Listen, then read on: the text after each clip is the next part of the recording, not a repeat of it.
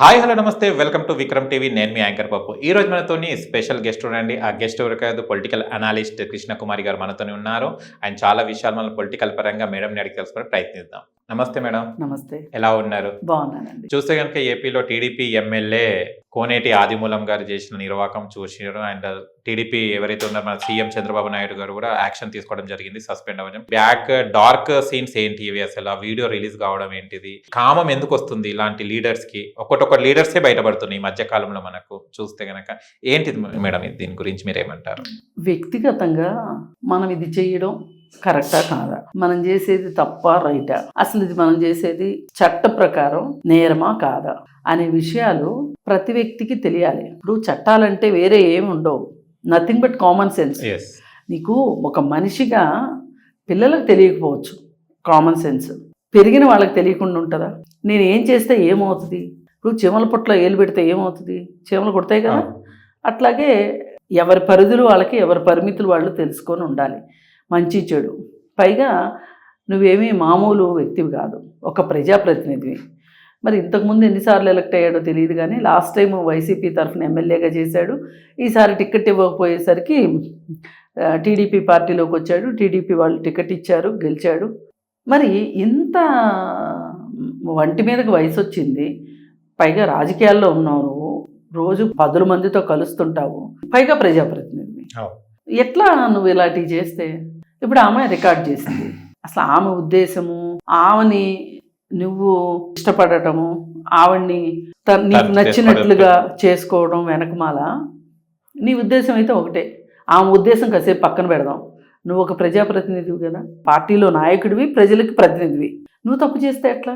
ఇప్పుడు నువ్వు ఏం మాట్లాడతావంటే ఆమె నన్ను నాతో ఉండటానికి ప్రయత్నం చేసింది అని చెప్పొచ్చు నువ్వు చెప్పాలంటే. అయితే నీ బుద్ధి ఏమైంది? ఆమె ఒక వ్యక్తి సమాజంలో, నువ్వు అటువంటి కొన్ని లక్షల మంది వ్యక్తులకి నువ్వు ప్రజాప్రతినిధి, వాళ్ళందరి తరఫున నువ్వు రిప్రజెంటేటివ్ గవర్నమెంట్కి. ఇప్పుడు సత్యవేడ్ నియోజకవర్గం ఉంది, ఆ నియోజకవర్గంలో ఎంత తక్కువ వేసుకున్నా ఒక 3 లక్షలు 4 లక్షల ఓట్లు ఉంటాయి. వాళ్ళందరికీ నువ్వు ఇప్పుడు ప్రజాప్రతినిధి. నీ బుద్ధిలా గడ్డిదింది. ఏం మాట్లాడతారు? రాజకీయాలకు ఎంత మచ్చండి ఒక రకంగా ఇది కదా. అంటే ఈయన ఏదో మొదటిసారి చేశాడు, ఈయనతోనే ఆగిపోద్ది అంతా అని నేను అనను. కానీ ఎవరికి వాళ్ళు, వేరే వాళ్ళు చేశారు నేను చేస్తాను, వేరే వాళ్ళు చేస్తారు కాబట్టి నేను చేస్తాను అంటే ఎలా కుదురుతుంది? నువ్వు ఒక ప్రజాప్రతినిధి అయినప్పుడు నీకు బుద్ధి జ్ఞానం పనిచేయాలి. నువ్వు ఎట్లా అసలు నువ్వు రేపొద్దున ఏం జస్టిఫికేషన్ చేసుకుంటావు? నిన్న కాక మొన్న ఎమ్మెల్యే అయ్యావు, ప్రజలకు నువ్వేం చేసి ఏం ఓడబొడిచానని చేయాల్సిన పనులు నీ ముందు ఇన్ని పనులు నీ ముందు ఉంటే నువ్వు ఎన్నో వాగ్దానాలు చేసి గెలిచావు. ప్రజలు కూడా నువ్వు చెప్పిన మాటలు నమ్మి, నీ పార్టీని నమ్మి నీకు ఓట్లు వేశారు. నువ్వు ఇప్పుడు నీ పరువు తీసుకున్నావు, నీ పార్టీ పరువును కూడా తీసావు. నీకేం హక్కు ఉంది ఇట్లాంటివన్నీ చేయటానికి? ఒక ప్రజాప్రతినిధి ఇలా చేయడము అంటే అచ్చోసిన ఆంబోతులాగా నేను ఊరిమే పడి తిరుగుతాను అంటే, ఇప్పుడు ఆమె ఏమంటుంది? ఈయన బారిన పడిన వాళ్ళు కొన్ని 100 మంది ఉన్నారు అని చెప్తుంది, ఇంకా ఉన్నారని చెప్తుంది. అయితే ఇతను పార్టీలోకి వచ్చి అంతా చేసి 4 నెలలు 5 నెలలు 4 నెలలు 5 నెలల్లోనే 100 మందిని 1000 మందిని అతను చెరబట్టాడు అంటే కొంచెం నమ్మేలాగానూ లేదు.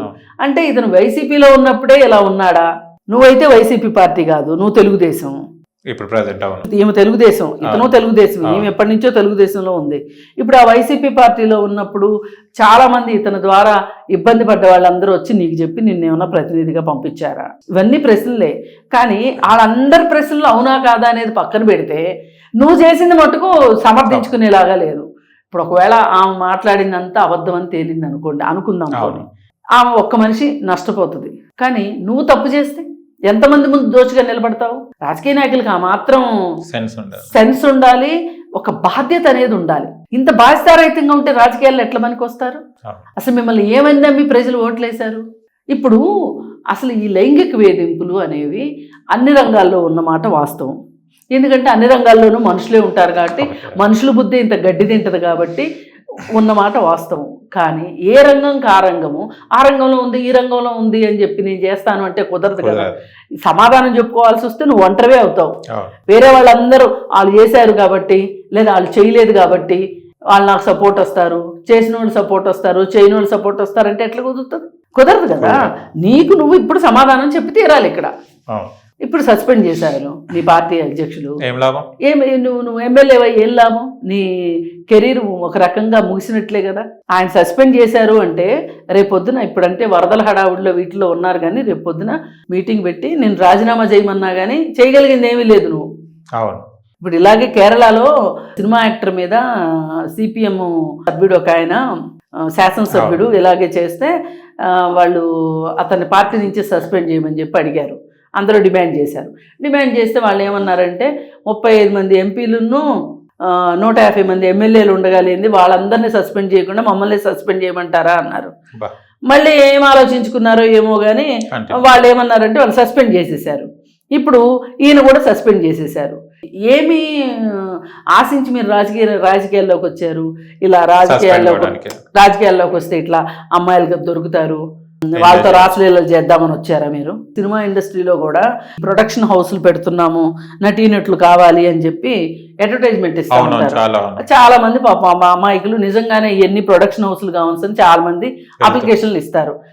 అసలు నిజంగా కొత్త నటీనటులు కావాలి అంటే ఎవరు ఇలా అడ్వర్టైజ్మెంట్ ఇవ్వరు.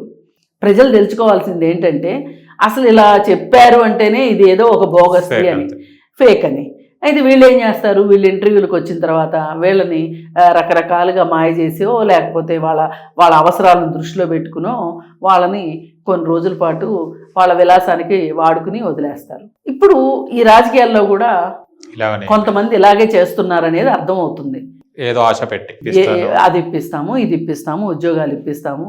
అసలు నన్ను అడిగితే రాజకీయ నాయకులకు కూడా ఇప్పుడు మనకి 2013లో వచ్చిన మహిళలపై లైంగిక వేధింపుల నిరోధక చట్టం అనేది ఒకటి ఉంది.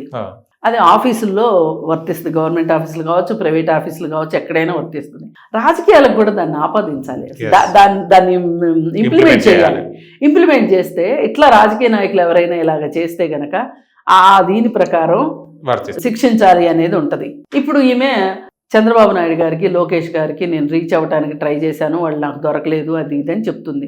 అలా కాకుండా అసలు పోలీస్ స్టేషన్లో కేసు పెట్టాల్సి.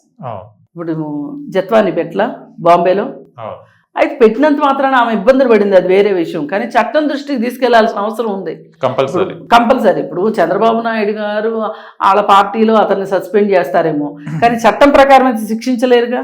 చట్టం ప్రకారం శిక్షించే వాళ్ళ దగ్గరికి మీరు వెళ్ళి మీరు చట్టం తలుపు తట్టాలి, అవసరమైతే కోర్టుకు వెళ్ళాలి. పోలీస్ స్టేషన్లో కనుక కేసు నమోదు చేసుకోకపోతే మీరు కోర్టులో ప్రైవేట్ కంప్లైంట్ వేసుకోవచ్చు.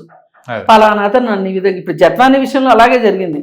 కంప్లైంట్ తీసుకోకపోతే బాందాకోర్ పోలీస్ స్టేషన్ వాళ్ళు ఆమె హైకోర్టుకి వెళ్ళి పర్మిషన్ తీసుకొచ్చుకుంది, అప్పుడు అతని మీద ఎఫ్ఐఆర్ చేశారు. అట్లా నువ్వు ఎఫ్ఐఆర్ చేయించి ఉండాల్సింది అసలు. అందుకని మహిళలు కూడా మనం నేర్చుకోవాల్సింది ఏంటి అంటే, మగవాళ్ళు ఇలా ఉన్నారు కరెక్టే, మనం కూడా ఒక పబ్లిక్ లోకి వస్తున్నప్పుడు రాజకీయాలు లాంటి ఒక పెద్ద విస్తారమైన ప్లాట్ఫామ్ ఇది, ఈ ప్లాట్ఫామ్ మీదకి వస్తున్నప్పుడు మనం కూడా మనుషులు ఎవరు ఏంటి ఒక అంచనా వేయాల్సిన అవసరం ఉంది. మీరు ఎప్పటి నుంచో రాజకీయాల్లో ఉన్నారని చెప్తున్నారు, అలాంటప్పుడు కొంచెం జాగ్రత్త తీసుకోవాల్సిన అవసరం ఉంది. ఇప్పుడు అతను అంతకుముందే నీకు వాట్సాప్లో ఫోటోలు పెట్టమని అడుగుతున్నప్పుడు నీతో వాట్సాప్ కాల్స్ అడుగుతున్నప్పుడు అసలు పార్టీకి దీనికి ఏంటి సంబంధం? పార్టీ పని విధానానికి కార్యాచరణకి దీనికి అసలు వాట్సాప్ ఎందుకు అడుగుతున్నాడు, వ్యక్తిగతంగా నీ ఫోటోలు ఎందుకు అడుగుతున్నాడు అన్నప్పుడు అతని పైన అసలు కంప్లైంట్ చేయొచ్చు.